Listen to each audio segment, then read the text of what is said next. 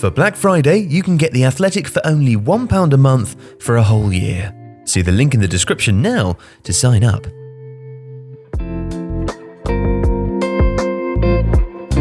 To understand how player age impacts performance, it's important to first decide on a good metric to encapsulate performance in the first place. In football, that's not as straightforward as in other sports. For a start, the games are more fluid, and the roles on the pitch are highly specific. Due to that positional variability, there isn't a single figure to explain performance for every role and position on the pitch in the same currency.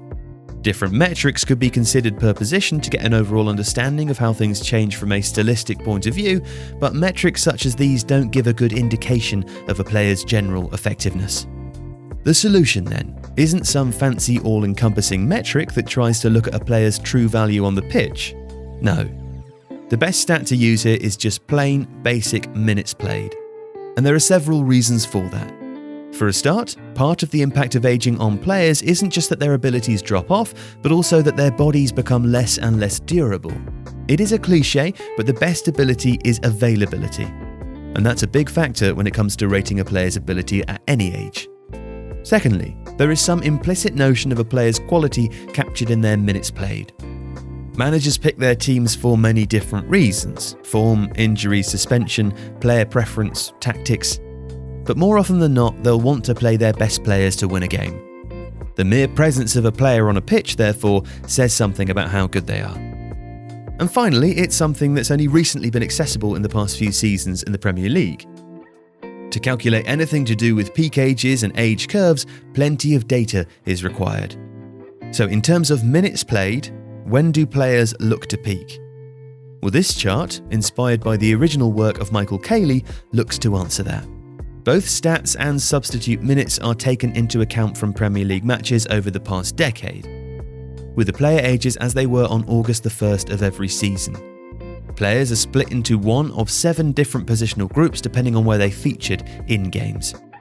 The graphic maps all ages between 18 and 38 years old, broken down by position. The colours on each scale denote the share of total minutes played for each age over the past 10 Premier League seasons. The redder that the age is shaded, the higher the share of total minutes played for that age within their position. So goalkeepers are the oldest positional group, with the latest peak age, and plenty of players playing well into their early 30s too, as denoted by the lighter shading. It's a position in which fewer opportunities are given to younger players, and experience seems to be prioritised over younger, fitter goalkeepers. Centre-backs also peak relatively late, at around 27. With plenty of players featuring heavily into their late 20s and early 30s. As with goalkeepers, the nature of the role isn't as comparatively physically demanding in terms of needing to hit top speeds or cover great distances. However, a player's ability to read the game will improve over time, sometimes making up for speed lost. Fullbacks peak far younger, with the majority of their minutes coming at 25. What's interesting is how the increasingly demanding nature of the role has impacted the age curve at the position. Fullbacks are now asked to get up and down the pitch far more. They also need to be technically gifted and have a high level of tactical understanding. For that reason, they are likely to be one of the most athletic players on the pitch, which explains why fewer minutes are going to players in their late 20s. As in central midfield, the most common age for a player in this position is around 25. With a fairly large spread of players playing consistently between the ages of 24 and 30. Wingers and wide attackers hit their peak even earlier, reaching the height of their powers around 26.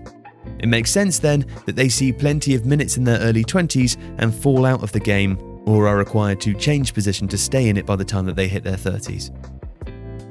Number 10s are the least common playing position, as fewer teams are using a single playmaker. There's a peak for them at the age of 26, but theirs is a position to take with a pinch of salt. Due to their relative scarcity in the modern game, there's something of a sample bias here, with just 1,098 players in the last decade playing in that position in a single season, and there only being 55 player records with 1,000 minutes or more.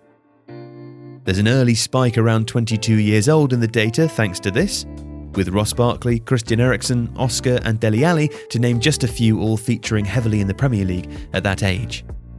Finally, strikers seem to have the most well-defined aging pattern of all the positions. They rise to prominence in their early 20s and peak around 27, with only the proper outliers able to sustain themselves in the game past their early 30s. Similarly to centre-backs, their feeling of the game increases over time, but they are limited more by the physical drop-off. So taking this all into account means a rough band of peak ages can be formed for each positional group. This is calculated by taking the peak year and adding and subtracting a year from either side. For goalkeepers, any player aged between 27 and 29 will be considered in their peak. For fullbacks and central midfielders, that's any player aged 24 to 26. Deal of the year, I got the deal of the year, I got the deal of the year, I got the deal of the year. Here's the deal of the year. You're not gonna wanna miss this one. It's only £1 for a total of 12 months. That's £12 for the year. You wanna get the deal. You don't wanna miss this deal. It's the Athletic and Tifo. You want to get the Athletic for £1 per month for 12 months. You're not going to want to miss that. That's just £12 for the whole year of the Athletic, the best sports writing in the world.